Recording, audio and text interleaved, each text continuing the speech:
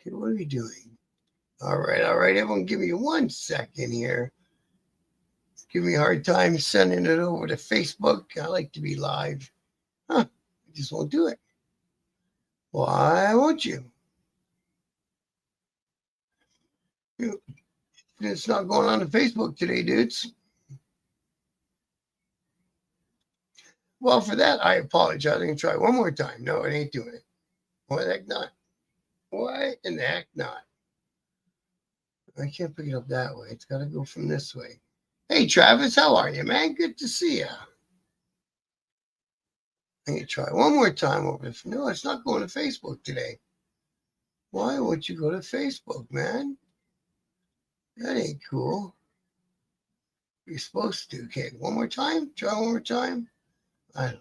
Is it worth it? Nope, it ain't doing it. It does not want to go to Facebook today. So we're not going to Facebook today. Hey, Kay Wayne, how are you, brother? Good to see you tonight. And so it's Monday. How's everyone's weekend? Hope you guys are okay down there. Kay Wayne down south, and Travis out there in beautiful British Columbia. I love it out there, man. So tonight I figured we'd do another one of those true crime stories from back in the day. Before I do, though, don't forget to get the book. Contact me on any social media, private messages, TikTok, Instagram, Facebook Messenger is the best. I check that regularly, like through the day. I check it. One night at the playpen, gets it off of Amazon, and contacting me gets you a signed copy, sign it to you, and I'll put it in the mail to you myself. I got one going out tomorrow. A new subscriber from British Columbia purchased it today, so thank you for that, brother. And you're getting a cold front. Well, there you go. I think. Well, we're Celsius, so I don't know how to talk to you about weather with you guys being Fahrenheit, but we're up around 12, 13 degrees in the afternoon still, but getting down to like 1, which is close to freezing in the nighttime. So it's coming. Winter's coming. It does every year. Ain't no surprise there. Sucks. I fucking hate it, but it's actually when I make my money. So it is what it is. I think I sold a furnace job to do this weekend, last weekend. So this is when I get out there and I put on my salesman hat and I sell some furnaces and I go install them and make some real money. That's the whole reason I got into this trade, is to make some real money, not some of that money. Good, Tom. And we got a cat named Tom in here. And, well, yeah, you guys get to ride most of the year. SSW, good to see you, bro. Nice to see you, my brother. Now, the guy from the States, so we got some of my American friends I've made along the way at the other chats. And I'm glad I made you guys acquaintances. Even if it's online, it don't matter. So the other day when I was asking for suggestions, one of the subscribers mentioned a murder that happened in Windsor, Ontario, which, as you probably know, it's right across the river from Detroit. Detroit, Michigan, right? So this happened back in the 80s. So I don't even know about this story. It's the first I ever heard of it was when he asked me to do a story, and I Googled away and I asked ChatGTP what's going on, and I looked on Wikipedia and Reddit and all that shit and gathered up as much as I could gather up on it. And begging for winning. Guys don't get winning. And so, like I said, I've gathered up some info. It's not real conclusive because, as it turns out, this is an unsolved murder. It's still classified as unsolved. They looked into some people, blah, blah, blah. Never had any evidence or anything. So it's an unsolved murder. It sounds like a strange one, but I'm going to give you what I know off my head.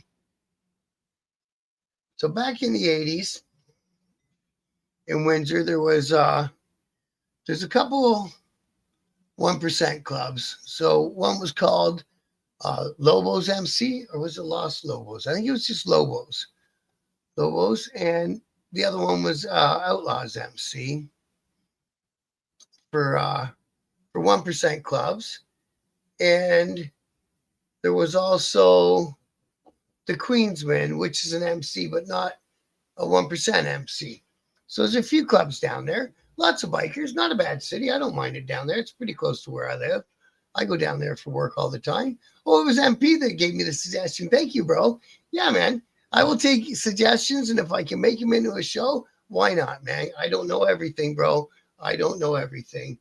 And actually, it's an interesting story if I ever quit blabbing. So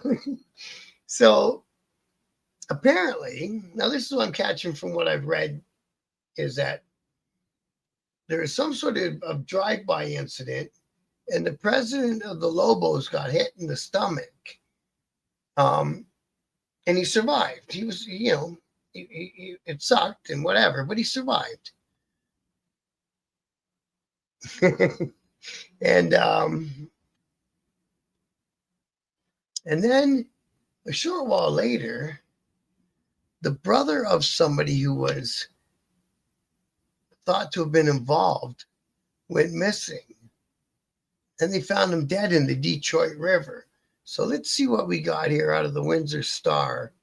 So like you say, this happened in 1980, apparently. So vicious killers elude justice for 3 decades. And this story is from, well, it was last updated in 2020. So this story is 5 years old too.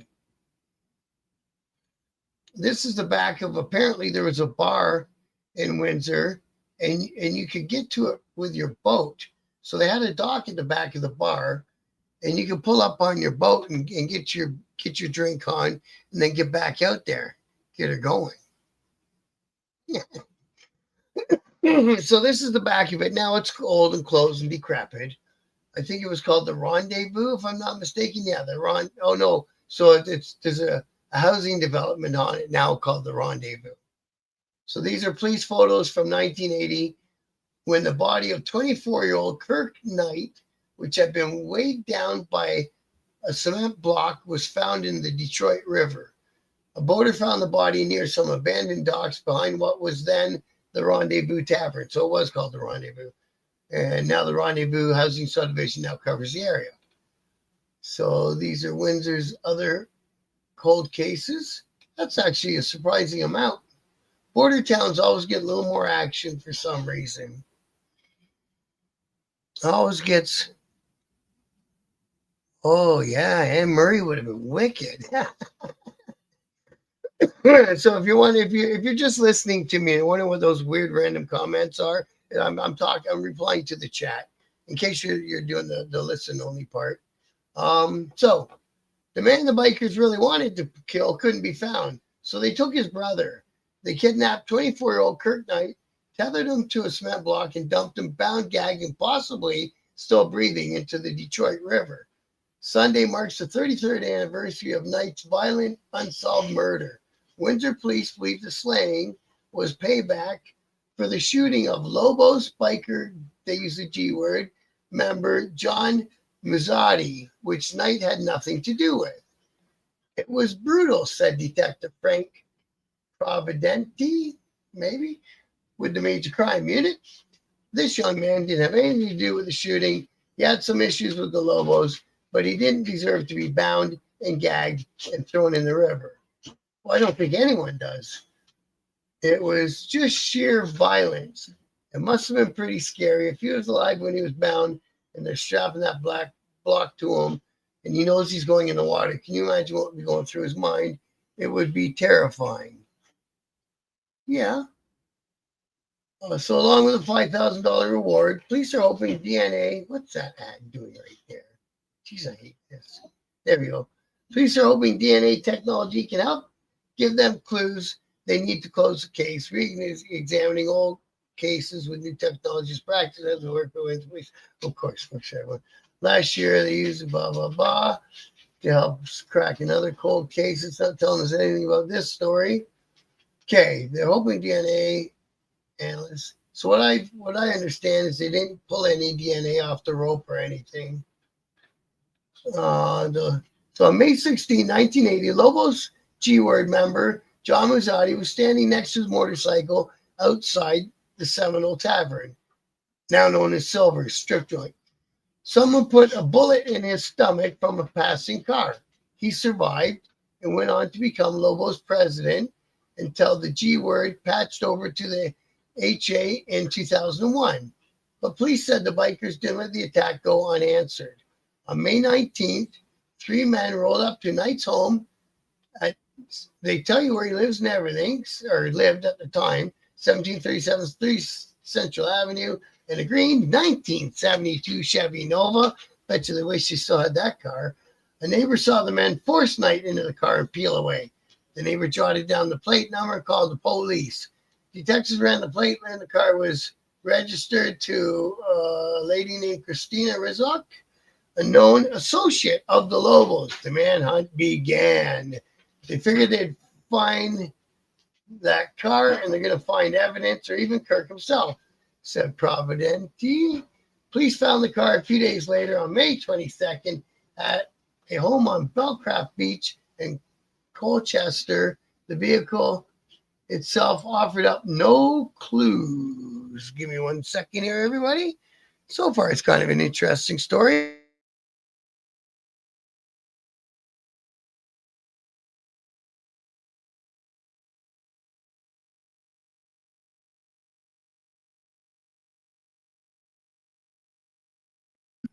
Okay, sorry about that. Water was running in the other room. So police charge Michael Plantis with kidnapping Knight, but Plantis, now dead, walked away free when the case was quashed at a preliminary hearing. He was seen in the car hours before the kidnapping, and Rizzo was also in the car. They were questioned along with several others. I think every Lobos was brought in and questioned, said Providenti. Nobody was forthright and upfront with the police because they're all afraid. Then on May 25th, 1980, a man went out for a Sunday boat ride behind what was then the Rendezvous Tavern. The Rendezvous Housing Division covers the area. Bobbing against some abandoned docks in shallow water, there was a body tied to a cement block. It was payback for John getting shot, said that cop. I'm going to keep butchering his name. There's no doubt in my mind. The Star's effort to reach Muzzatti, who still lives in Essex County, were unsuccessful. The coroner ruled it death by asphyxiation, but he wasn't strangled. Police will likely never know for sure if Knight was still alive when the killers threw him in the water. Did they choke him out before he went in the water, or did the water cause the asphyxiation? I think they know by water in the lungs from any CSI show I ever watch. Of course, they're probably just made up, right? They're Hollywood. He's bound a gag that could have caused his death before he hit the water. After Knight's body washed up, police executed a search warrant at several homes and raided Lobos Clubhouse at 1527 Provincial Road. Officers swarmed in with shotguns. They lined up the Lobos, some visiting Saints Choice members, along an outside wall as they searched the place, looking for anything that would tie anybody to the murder, like evidence of ropes or locks or tape. If they couldn't find it somebody's house, if they could link it.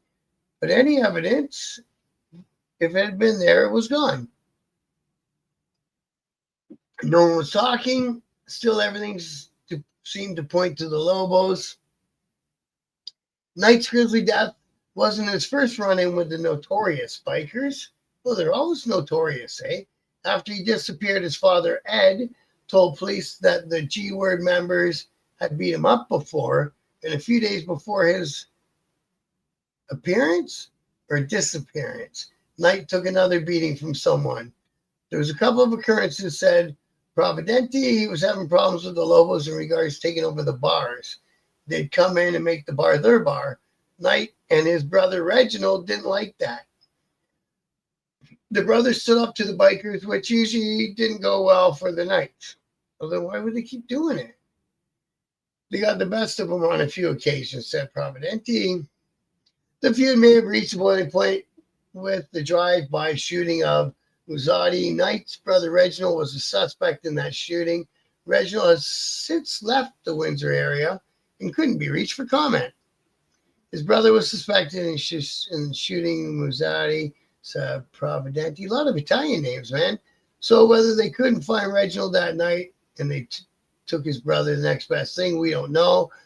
But that's one theory, and they grabbed him because they knew where he was. And they give you a tip line, blah, blah, blah. And they give you some photos.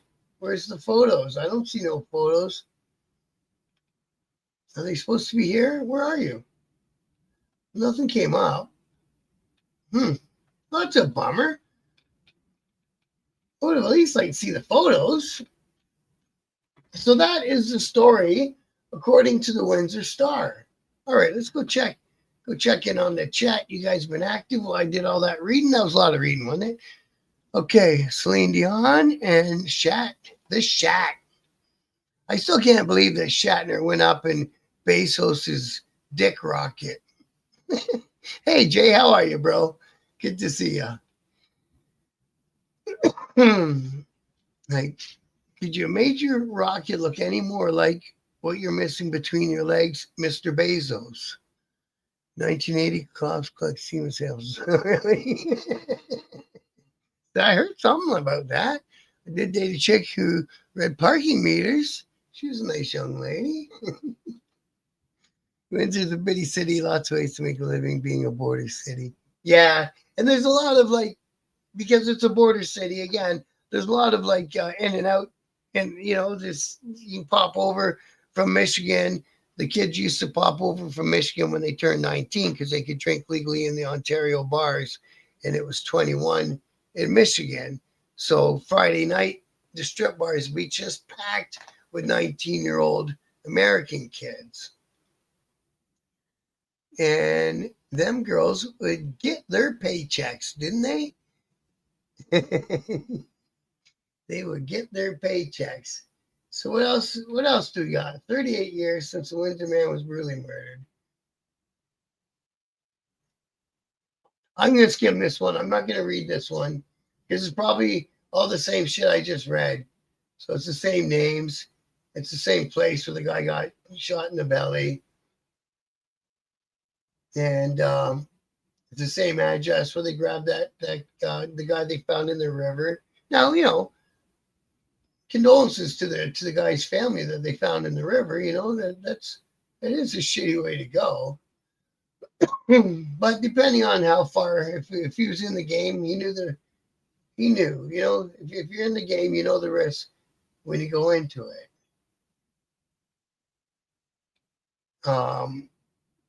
So you can't be that surprised when it actually happens, because those are the things that could happen. Yeah, so that was it. It pretty much does the same thing. So it didn't have nothing to do with another club. I had thought that at first I was going to see in there that the police were looking at maybe the OL or something, but it had something to do with, and I don't know what they mean by taking over bars. Like, in reality, that's not a thing. Like, what do? You go over and you take all the money out of the cash every night and you order the beers for the next day? Like, what do they mean they took over the bars? Usually what it means is they take over who could,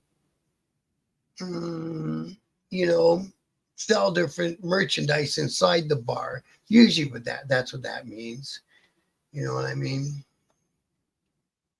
How many dumb American boys fell in love? Oh, they all fell in love, bro. They all fell in love. And then they're fighting with the doorman. They're fighting with each other.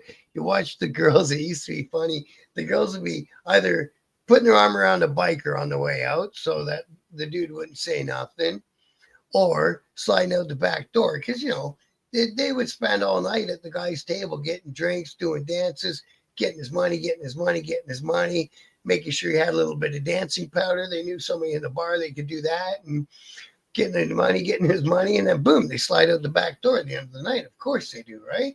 They got no interest, but a 19-year-old boy, he don't know that. But it's a hustle. It's all a hustle inside those walls.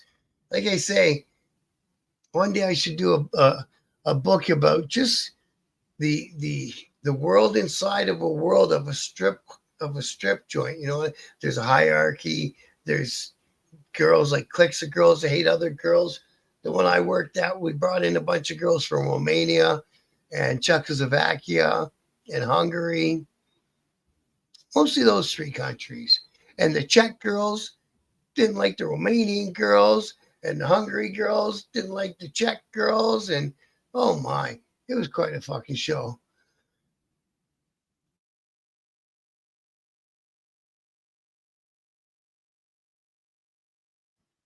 Yeah, I remember that. Remember they would put the little people, and they dress them in Velcro and throw them against the Velcro wall. We had one time. A chick brought in a little baby piglet, and then put baby oil all over plastic on top of the stage and picked the dude out of the audience. I can't believe anyone would actually go up and do this and try to catch the pig. And she'd be pushing the guy off when he was getting close. And the poor little piggies running around. Fucking the lights are going and the fucking music. So I think somebody called some animal people about that one. And they came in and told us no more little piggy shows. I seen some weird shit, man. Some weird shit. I seen a girl that could blow out a candle with her cooter, man. Like I seen some crazy things. Hey, how are you, Mr. Green Thumb brother? Good to see you tonight, man. We know how to make alcohol. Yeah, and the shower shows. Jeez, oh man. The things you get them girls to do on a Friday night at about midnight when they've been drinking all week, and Friday they used to really get their drink on, right? Because they talk all the dudes into buying their drinks all night, and they'd order White Russians and all the rest of it, right? Not just a beer. And come around midnight, it was quite a fucking adventure inside that bar. And of course, me as the DJ, I was a guy, I was winding them all up and talking these girls into doing all this crazy shit. Oh man, it was a laugh. Man, we didn't have any of this in my neck of the woods. That would have been so last long. Oh yeah. Well then now you know what, SSW, there's barely even any strip joints anymore. And the ones that are up there, it's all pretty robotic, you know. All right, gentlemen, and the girl goes up there, stands up, sits down, spins the pole, and comes off the stage. It's bullshit, right? But it was a good laugh. Oh, did I do the wrong story, bro? I did the wrong story. Well, I'm gonna have to search up the info on that story, brother, and do another one. It's not like we're never gonna do another show, but I apologize. I just thought that was the only story. I didn't remember Windsor being all that big of an active city. But the Lobos chapter that patched over the 81, I don't know if he was in the Lobos before the patch over or if he came along after. But that guy from the Angels who got murdered in Burlington, this spring or something like that, in a Mandarin parking lot, his street name was Truck. Now he came from Windsor originally. Like that, when he first became a Hell's Angel, that was what chapter he was in, was the Windsor chapter. That much I know for sure.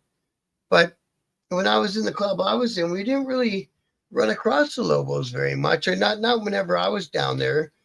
And there was a couple years there that we spent a fair amount of time going back and forth, getting their charter in order, and there was, you know, some general membership housekeeping that had to be done. It happens in a lot of organizations.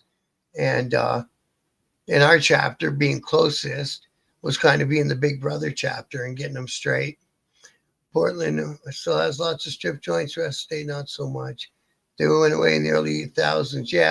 Yeah, and pretty much the same most of Canada. And different parts of Canada have different laws, right? Like Ontario and Quebec, they can come and dance basically right on you, totally naked. Now the customer ain't supposed to touch, but show me a guy that doesn't. And and and then they'll do their dance on the stage, and there'll be a row of seating right on the stage. We used to call it pervert row, right? And so they're sitting right there, doing it. It was a little bit too close for my liking, but anyways. And then you go out to like British Columbia when I was out there, and they got a little 3 foot buffer zone around the stage and the audience. And the weird thing about that is when the men went to tip the girls on stage, because Canada came out with $1 and the $2 coin, they'd be throwing fucking coins at the girls, which I thought looks kind of degrading, in my opinion. But then again, in Ontario, the man would lay back on his back on the stage with the money in his mouth, and the girl would kind of take the money with her assets, right? So, good thing I'm not monetized. I don't think fucking YouTube would be happy about this show. Oh man, the clubs right outside Amherstburg gambling meeting. Okay, who's that? Lobos? So they had a couple. What's wrong with touching? Well, that's what the guys always say. You know what I mean? It's like I paid the money. You ever build a bike or do some cool projects? No, him and I didn't build no bikes together. We built some cars together and shit like that. He was a car guy, but yeah, we didn't build any bikes. The first bike I ever had, I didn't build it. I had it built for me. It was an Evolution FXR on an aftermarket frame, and I really love that bike. But you know what? Like going to swap meets and rounding up parts and piecing together a motorcycle, there's some fun to that too. You know what I mean? And it doesn't got to be, anything special or a deck or anything, because the wirings are shit, right? An old hardtail or a soft tail that, something that's not too hard to put together. An Evo, there's not too much wiring. You know what I mean? I think those are fun. You bend me up a coffin tank. I don't do too much tin bending, bro. I do the gas work. I'm a gas fitter. My business partner is a tin guy. He's a journeyman sheet metal worker. But he also works for another company because our company is really slow right now. So he's working full time for the company where him and I met through the week. And then I set his up jobs for either I do it myself through the week, or if it's a service I repair, and then installs, I set them up for the weekend so we can both he can make some extra money and I can make some. I can do a job in the weekend and make as much money as I did in there with a regular job through the week, right? My dad and I did cool car stuff, bike stuff, not yet, but maybe someday. Yeah, man. Yeah, my dad was a good wrench. The last car he ever built was a 68 Mercury. God damn it. It was a Thunderbolt Comet. It was a Comet. And it was a tub back with the big fat back tires and the short little back axles, and had the parachutes on the back and the wheelie bars and a fiberglass body and all that shit. Really, really outstanding looking car. And then before he got a chance to launch it down the quarter mile, he up and died. Want to go to sheet metal school? Yeah, just sheet metal. See, for me, I hate sheet metal because I'm left-handed, and tin snips aren't forgiving. Well, actually, a satin snipping isn't forgiving, so you're supposed to use greens. I never got used to using greens, so I always try to use the reds anyway, and they chop suey my hands like nobody's business. Yeah, the Comet is cool. My brother ended up with the Comet, so it's still in the family. But unfortunately, he's never launched it down the quarter mile either, man. It runs on, is it alcohol? I think it's an alcohol car. It stinks when it runs. It could be avgas. And like I say, he's got the parachute and the wheelie bars. And he thought he had it dialed in he thought he was going to do 8-second quarters. But I don't know. That's pretty fast, man.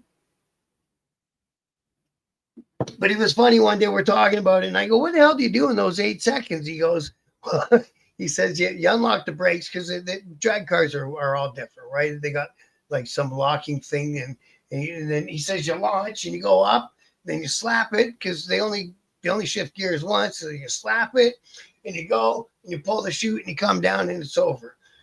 I said, that sounds like a pretty exciting 8 seconds. Real jobs and fuel altered. 8s would have been possible in the Comet. Yeah, he tried to build he stroked a 460 for it. But the way it sat in the engine compartment, every time he hit the gas, the engine torqued and broke the oil pan. So instead of putting you can get the oil pan that's not on the bottom of the car with a sump, but instead of doing that, he built a 302, and that thing sounds like the beast from hell when you give it a shot. Like a roar! It's like pretty cool car, man. And then my buddy at the time I was hanging out with down in Toronto, I lived in Toronto back then. My buddy owned a body shop, and he put this fucking exquisite paint job on it, candy white, with and the Comet had a little triangle thing at the back of the back quarter, and on the hood scoop, and that was deep cherry red. It was a phenomenal paint job. So much clear on it, you could get lost in the clear coat. So, and like I say, at least my brother still got it, still in the family. Hopefully one day, the finances start turning around and we'll launch that thing down, because Sparta's just down the road from where they live. Give that baby a launch. Don't have to do 8 seconds on the first launch. And my brother's got a friend of my dad's he's still in touch with, and he goes over race cars to make sure they're going to be safe and all that. You know what I mean? You don't want to launch the car and either break $100,000 worth of shit or wreck the paint job or whatever, right? So he's going to get the guy to go over it. Yeah, we kept in the family. So, JD, I owe you a different story, brother, do I?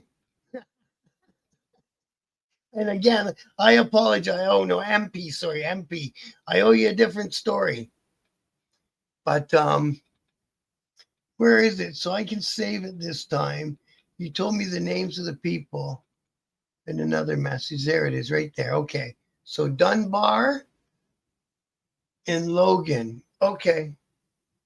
Okay. I'm going to save those and see what that's about. Dunbar and Logan murders, Windsor, Ontario. Boom. What does this thing know about that? It might know something. Might know something. No, I have to do a little deeper dig than ChatGTP. At least I got their names written down somewhere. I won't forget. I don't even know where to send it. Yeah, here I'll put this up. You can always send shit to me if you do Facebook Messenger. And that's my email.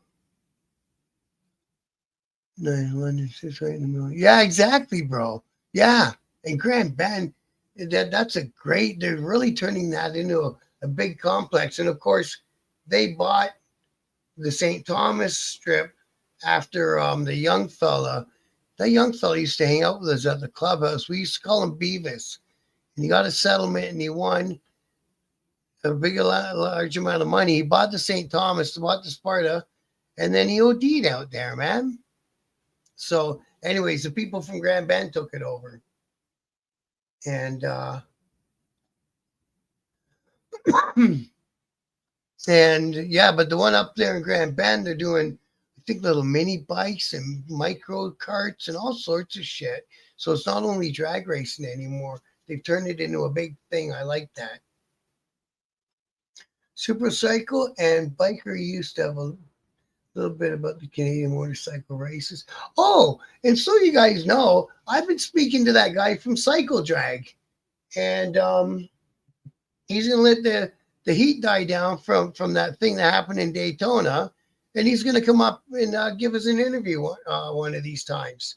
So that'll be interesting. I said he doesn't have to talk about that if he wants, but I'll slip in some questions. But at the end of the day, it's kind of like a lot of people in the comments were saying, how much can you really do to stop a man who's a grown man who's made up his mind?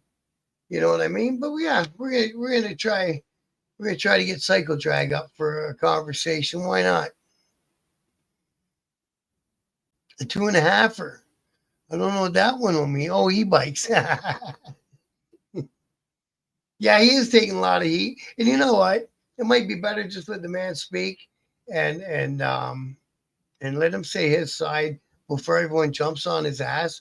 Because, like I said, at the end of the day, what the hell is he gonna really do?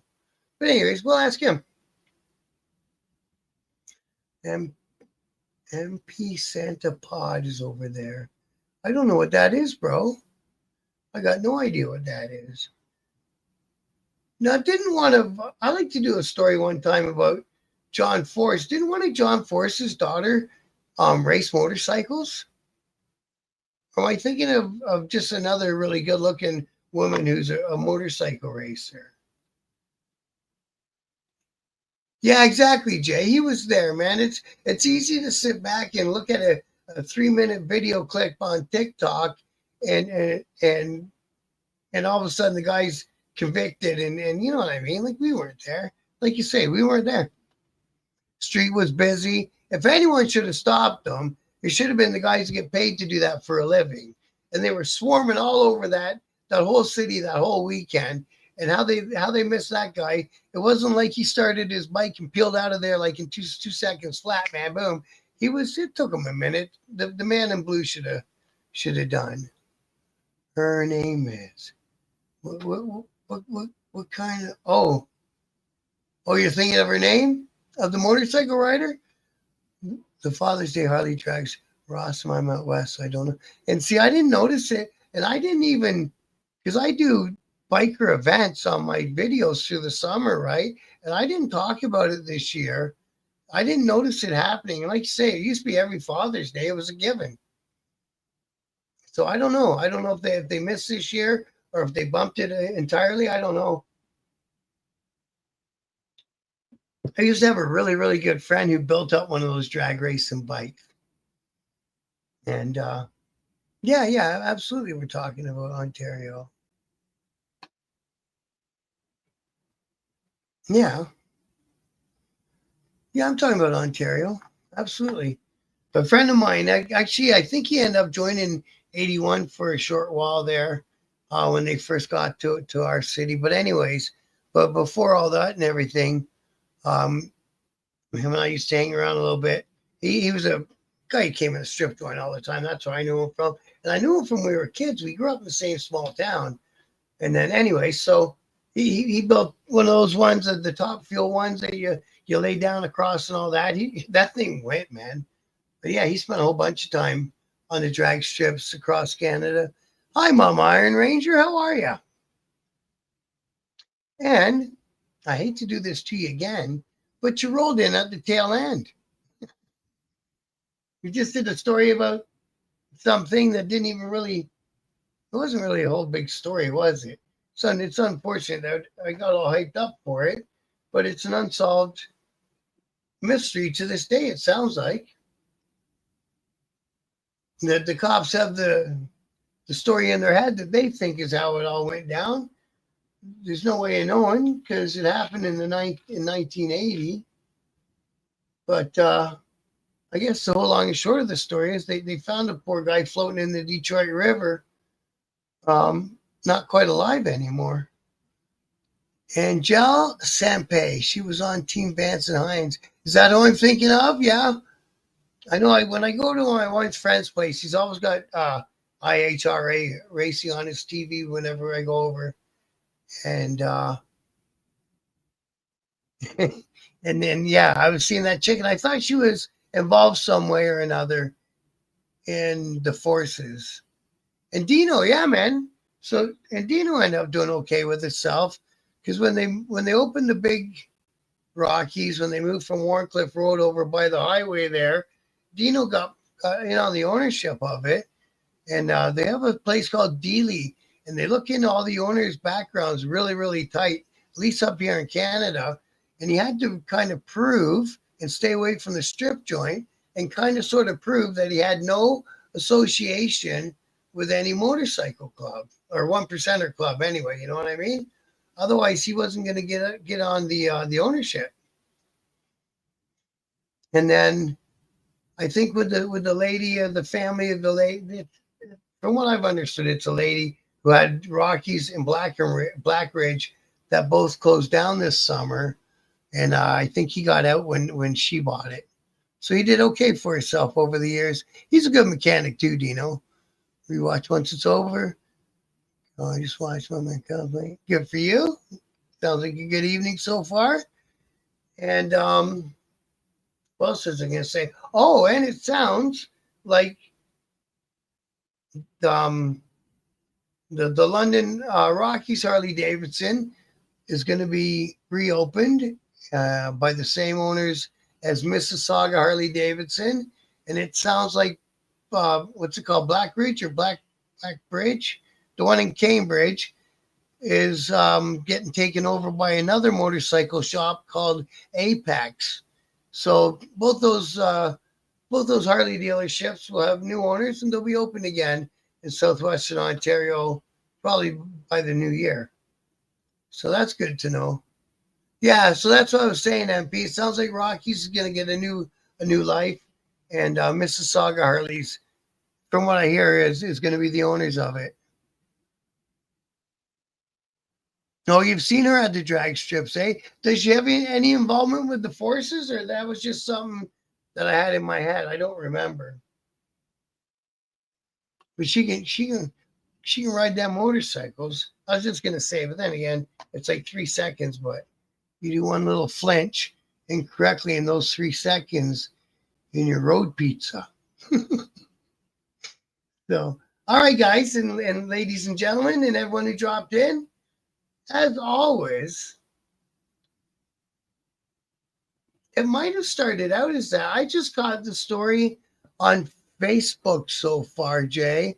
So I saw some things in the Kitchener motorcycle group, and there's a building there that says Apex, but it could have started as a catalog ordering and then switched to online ordering and then bought a brick and mortar along the way. You never know, right? Or it could be somebody totally different using the same name, right? Because it's Apex. Thanks, K. Wayne. So again, everyone, I always appreciate all you people that stop in and get in the chat or just watch. I can see the counter up there, and obviously the numbers don't match, and that's cool. I appreciate anyone who takes the time and tunes in and checks it out, and I appreciate each and every one of you guys. On Facebook, I'm sending out invites, and if you think of it, look, let's do a quick search. I opened a Biker News Canada page as well as the group. The page is going to be public, and the group is going to remain private. So the group will be a little bit more intimate, even though it's 12,000 people. But you know what I mean, where we talk back and forth, and if someone's got an event and whatever. And then the group, I'm going to start making clips out of every video I make, and go back on all my past interviews, and we reintroduce my interviews from the beginning of the channel, because I interviewed a bunch of really good people, and it was the beginnings, right? So I want to give everyone a chance to check out those interviews again on their own time. So it's the only way to monetize Facebook. Meta doesn't like upping money, is through a page and views and view time and clicks and